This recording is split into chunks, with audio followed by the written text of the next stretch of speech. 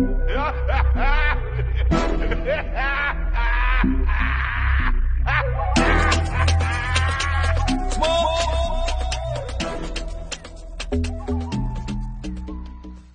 to Denmark, they teach in Danish. Go to Norway, they teach in Norwegian. Welcome back to Chokitable Media.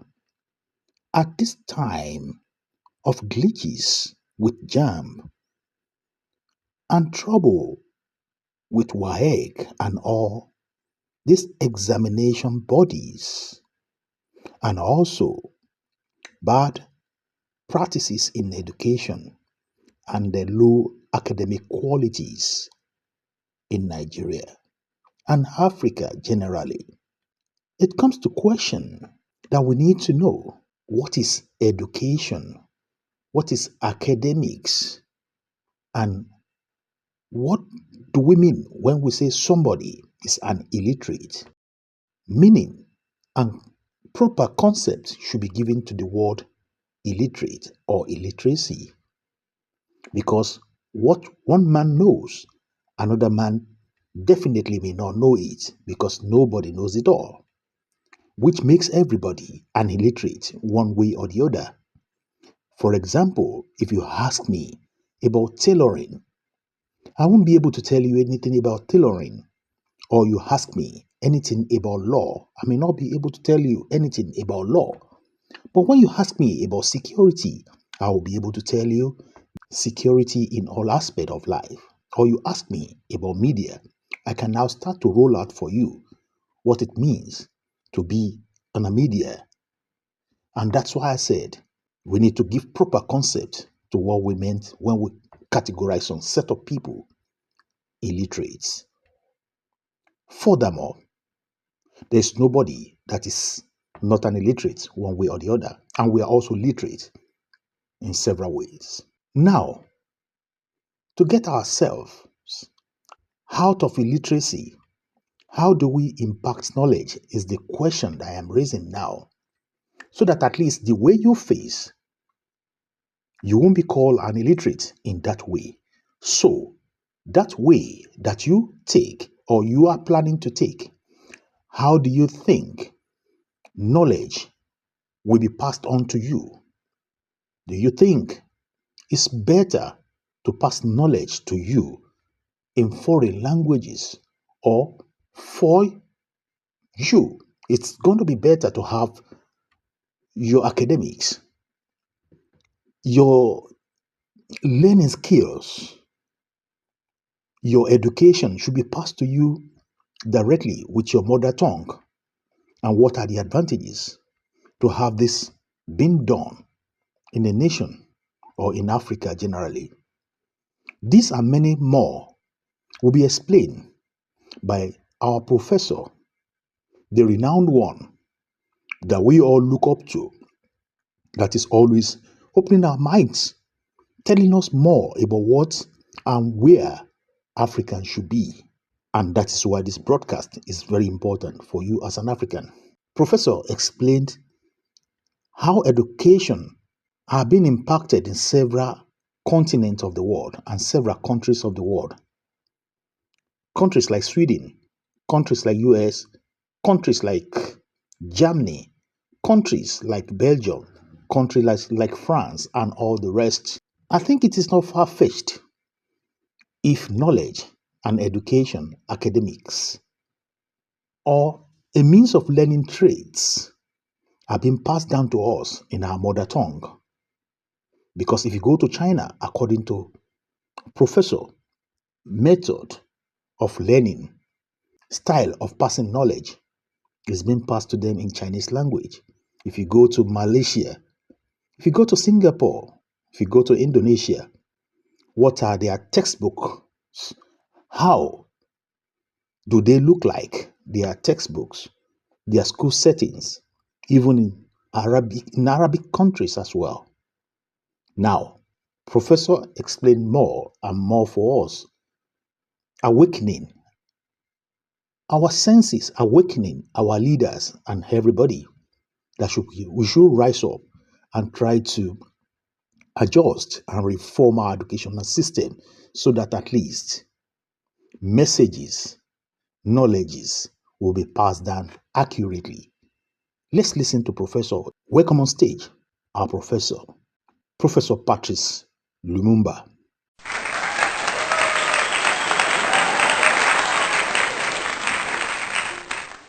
Go to Denmark, they teach in Danish.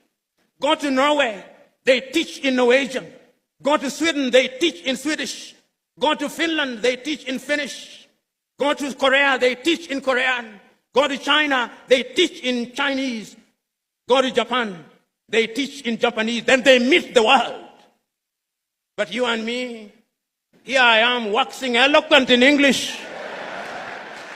We were told that all the education we had acquired meant nothing.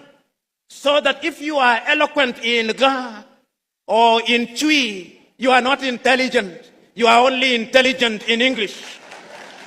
You can only be intelligent in French, in Portuguese. We now know that that is nonsense.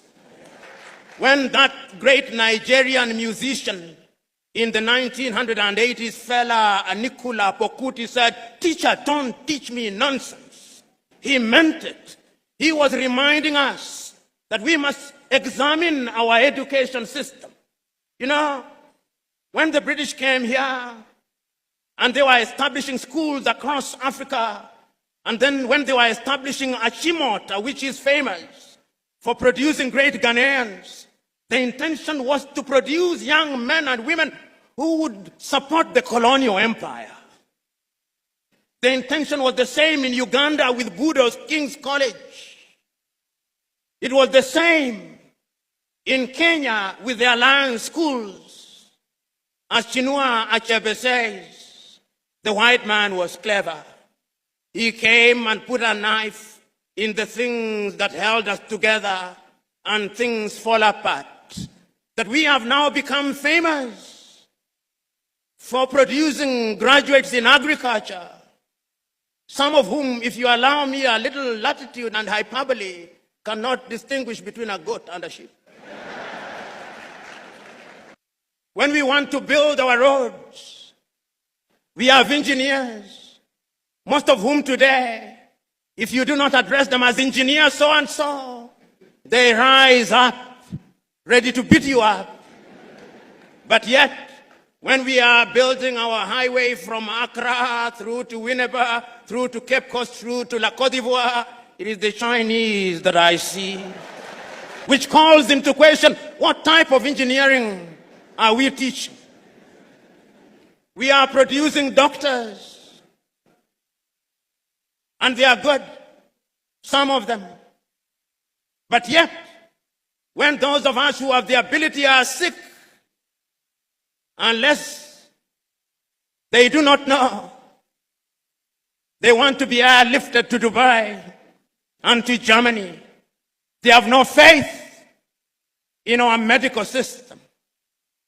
When we are sick during COVID, all Africa is crying to America, "Oh, give us Moderna, give us Pfizer," to the Russians, "give us Sputnik."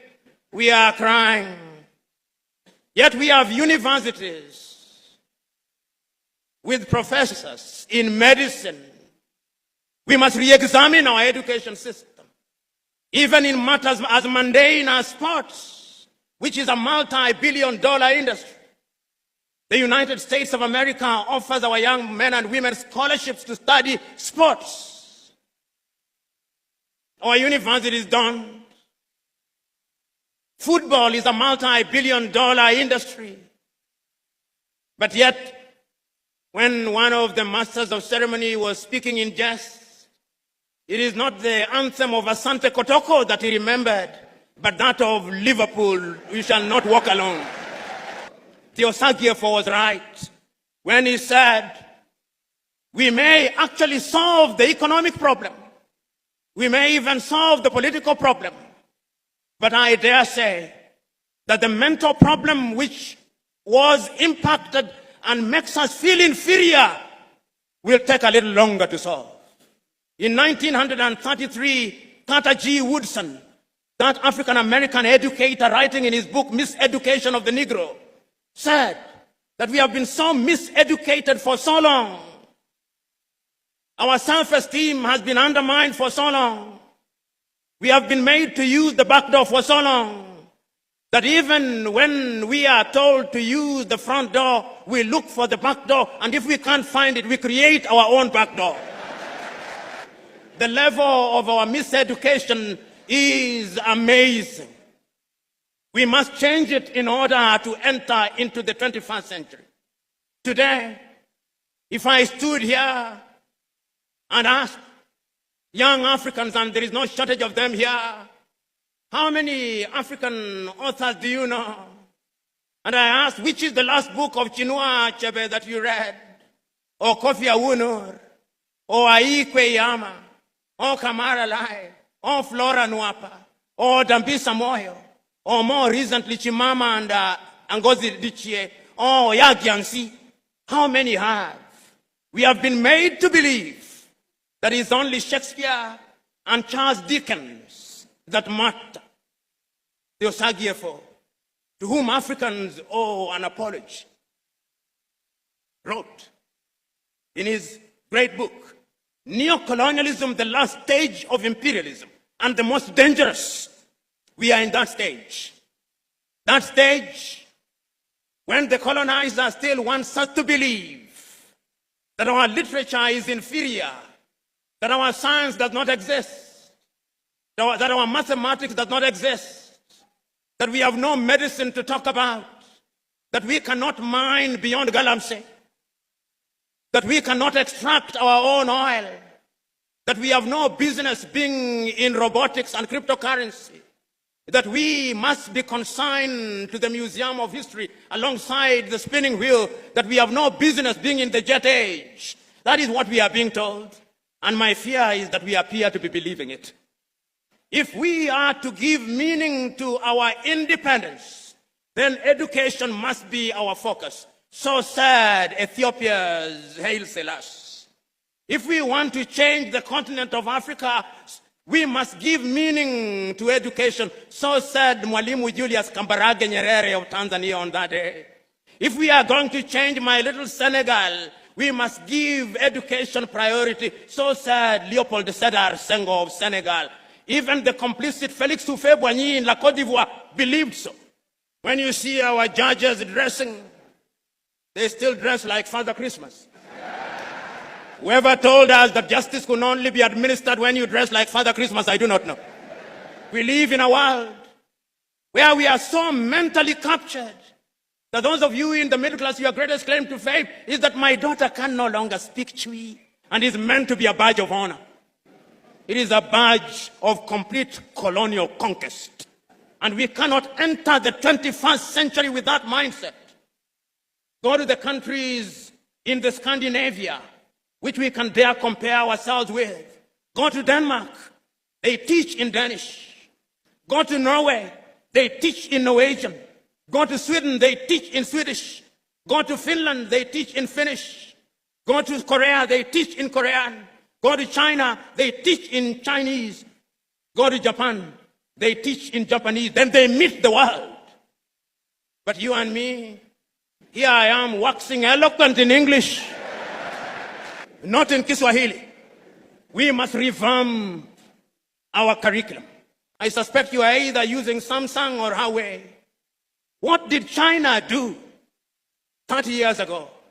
They made a decision that we are going to change our education system.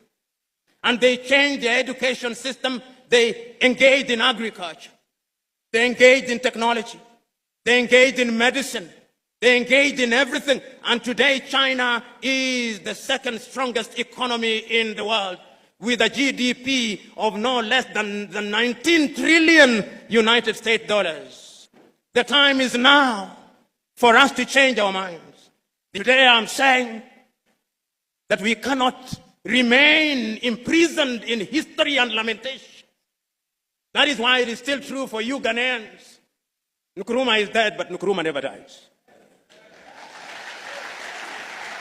Thank you for watching. If you're new to this channel, consider subscribing so you won't miss out any of our latest videos.